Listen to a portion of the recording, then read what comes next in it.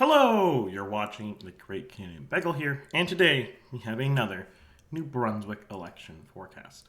Now, with no further ado, I would just like to once again shout out my channel members. I really appreciate the support you guys give the channel, and a lot of this could not be done without your support and contributions. If you guys want to support the channel, by all means, go into the link in the description below and press that join button. Otherwise, just do your regular YouTube things, like, share, subscribe, and comment below. Now, one last thing I want to note before I start. I am running a national poll that I'm also hoping to be able to get BC, Saskatchewan, and New Brunswick provincial samples for, so I can do provincial polls for them. I am not optimistic about New Brunswick or Saskatchewan provincial samples. I don't think I can get enough respondents for them. But we're giving it a shot. So if you want to participate in that poll, it should be in the pinned comment below. There is no tracking. It is anonymous. And the only email recording that will occur is if you opt in voluntarily at the end of the form. But with no further ado, and for context here, that email tracking is so for future polls, I can email you the poll. I'm not going to email you random crap. It'll just be polls. That's what the mailing list is for.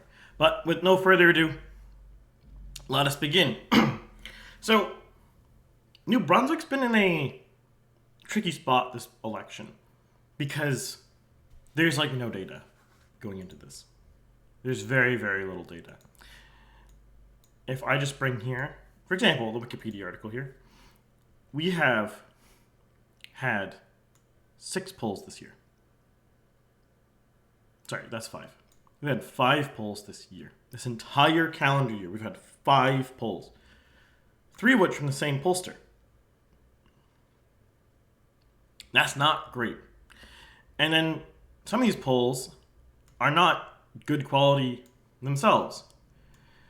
Now, a couple people on the last one wanted me to go into more detail when I did this about the mini video about Saskatchewan last week, about why I didn't think these polls are very high quality. So here we go. I'm going to do that for New Brunswick here. And then you guys let me know if you like that. And if so, next time I do Saskatchewan, I can do the same thing. So we're going to focus first on these 3 narrative polls. Now, in general, I don't want people to think narrative is necessarily a bad pollster. But these 3 narrative polls that have been published by Narrative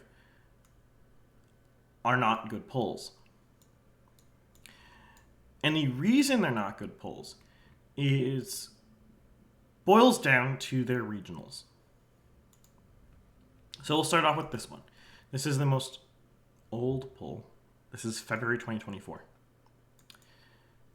This poll had a 6-point Liberal lead, and it put the Liberals leading 4 points in southern New Brunswick, 2 in Moncton and area, and 13 in the north.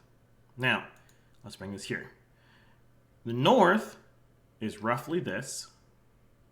Moncton and area is roughly over here, plus that one. And then the south is everything else. So it's St. John, Fredericton, and it's going to be all of this. That's the south. Those are the 3 main regions here. Now, these numbers for these 3 regions are all completely unbelievable at the same time. Now, there are polls that could happen in New Brunswick where I could believe the Moncton one, or the North New Brunswick one, or the South New Brunswick one. But all 3 together don't make any sense. And this is why. So we'll bring out here, and we will look at the 2020 results. In the South, it was 39 to 37 in Moncton and area. 57 to 24 in the north, and 16 to 51 in the south. So this narrative poll is suggesting, this is slightly erroneous because of how I'm using my weights of what I think is going to be the turnout to get these numbers, so that's not actually exactly accurate. So I'll just bring it up here on my other screen. So the actual headline results was about a 5-point lead for the PCs provincially. Again, I'll just move this over so you're not looking at it. because that's not entirely accurate. That's what it would be if my current projected turnout occurred in 2020. So at a time when narrative is forecasting a 6-point Liberal lead, so an 11-point swing, they are forecasting no swing in Moncton. And in fact, the NDP are apparently going to gain 12 points, which is hilarious. That's not going to happen. Actually, we're going to make this a little smaller so we can see the party names. There we go. In the North, at a time when there's an 11-point provincial swing according to their headline numbers, they are forecasting the margin going from Liberal plus 33 to Liberal plus 13, a 20-point swing away from the Liberals in northern New Brunswick, at a time they're gaining 11 points in the rest of the province. We're seeing an 11-point swing in the rest of the province. That's preposterous. There's no way they're losing their core base in northern New Brunswick at the same time that they're sweeping the South. That's not happening. And in the South, we're seeing this go to Liberal plus 4 from PC plus 34. In fact, the Liberals were in second place. That's, again, preposterous. You're not going to see these three samples at the same time. That doesn't make sense. That's not how voters work. You don't see, in a small province like New Brunswick, a very polarized province like New Brunswick, between French and English-speaking communities. You're not going to see the party that is most pro-French lose a lot of support in Francophone areas and gain an amazing amount of support in Anglophone areas, and the party that's perceived as the most anti-French, the opposite. That's not happening. That's not numbers that could occur. And then these NDP numbers are just silly. This isn't happening. The NDP have not had a real presence in New Brunswick in like a decade or more. Would have been what? Yeah, 2014 would have been the last time they had like even a decent percentage of the popular vote at 13%. So these NDP numbers are also preposterous. Then we go to this next narrative poll. This was from June. And again, I just want to emphasize here, narrative is not in and of itself a bad pollster. They do perfectly fine in PEI. They do perfectly fine in Nova Scotia. They do perfectly fine in Newfoundland. Whatever it is, their New Brunswick polls just don't seem to be very good. So what we have here is a very similar thing. So we have an 8-point swing province-wide. In Moncton, PCs are losing 3 points. Perfectly plausible. That absolutely can happen. Sure. The North, the Liberals are losing 18 points while they're gaining 3 points province-wide. That's preposterous. That's not happening. Especially considering they're mostly losing them to the NDP, which isn't going to gain votes. That's not happening. That's not a thing. Ditto in Moncton. That NDP vote is not going to happen. That's not a thing. And in the South, they're saying it's only an 8-point PC lead, which is a 22-point swing away from the PCs. 26-point swing from the PCs, at a time when it's only an 8-point swing province-wide. So this poll is suggesting that the Liberals haven't gained votes in Moncton, have lost a lot of votes in the North, and gained a lot of votes in the South. That doesn't make sense. Again, that's not how voting works. That's not how elections work. That's not how bases work.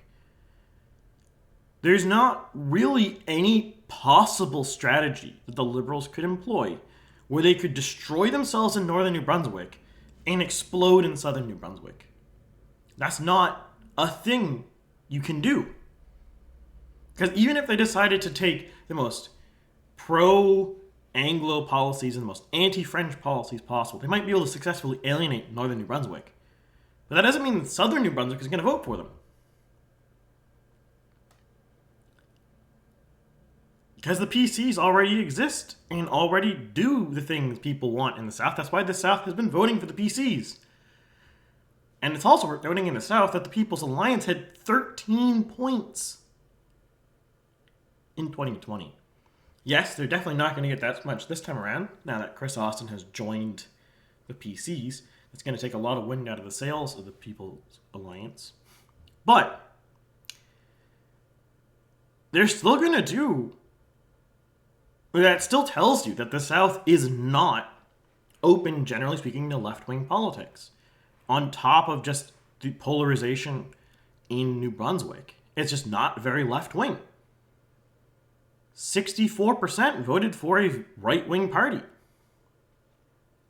And now this poll is saying only 44% will. That seems very unlikely and borderline impossible. And in this final poll, from narrative here, this calendar year, we have, once again, the same things. We now have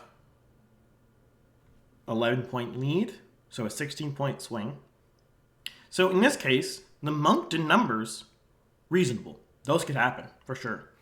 With these swings that narrative is reporting, that could happen. And for once, they don't have preposterously high NDP numbers. So the Moncton sample here is perfectly valid. This could happen. Absolutely. This North sample, again, this could happen.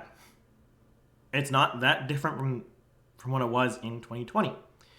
It still seems unlikely that the Liberals will lose support in the North and the PCs will gain support. But it's possible. It is a thing that could maybe happen. It's not outrageously different. Unlikely, but not outrageously so, like the last two. But then we have the South sample, which is, again, outrageous. There's no universe where you're going to see a 16-point swing province-wide turn into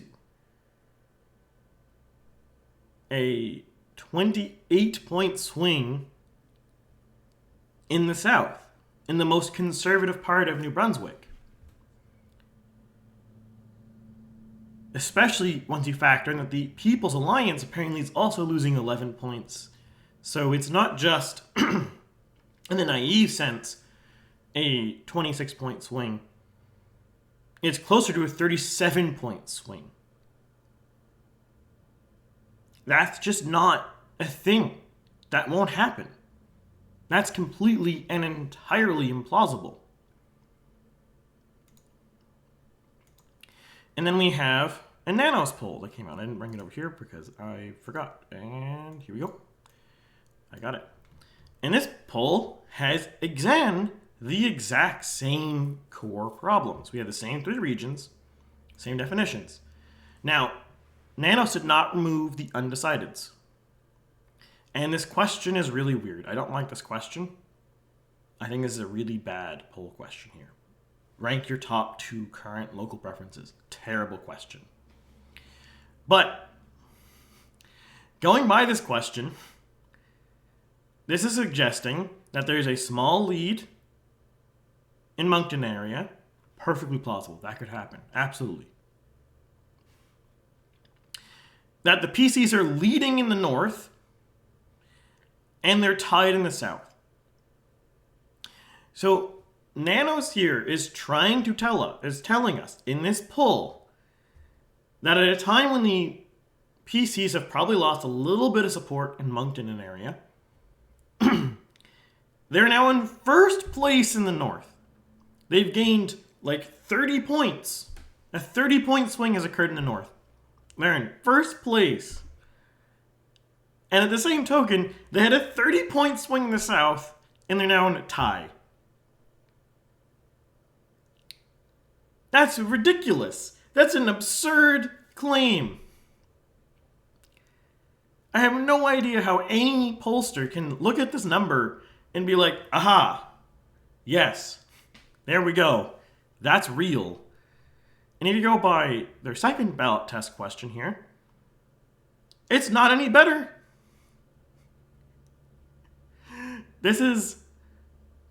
I think this is, they dropped the undecideds here. Yeah. And it's the same data. It's not saying that those undecideds are going to break Liberal or not. Like, what is this? This is a poll people released. And the NDP at 10? Pardon? That would be amazing performance from the NDP in New Brunswick. Not impossible, I suppose, but very unlikely. So a lot of these polls in New Brunswick, right now, at the time of recording, 4 of the 5 polls in 2024 have regionals that, if true, portend the most ground-shattering election in New Brunswick history, with the PCs gaining many seats in the north, losing lots of seats in the south, to a net neutral position, relatively speaking, in popular vote terms. Absurd. Crazy. Now, fortunately, we had a Main Street poll, and I can't publish it or show the results here because it's paywalled. But that Main Street poll, the general gist of it is they had a Moncton, St. John CMA, Fredericton CMA. So Fredericton CMA is going to include like this and that, and Moncton CMA is going to have like this and that and that. Anyways, there's more regions to it than just the city cutouts I have. Though this is more or less what the St. John CMA looks like. It's a little bigger, but not much bigger. It's like that. This writing is added to it in the CMA. Or, sorry, these two are. So,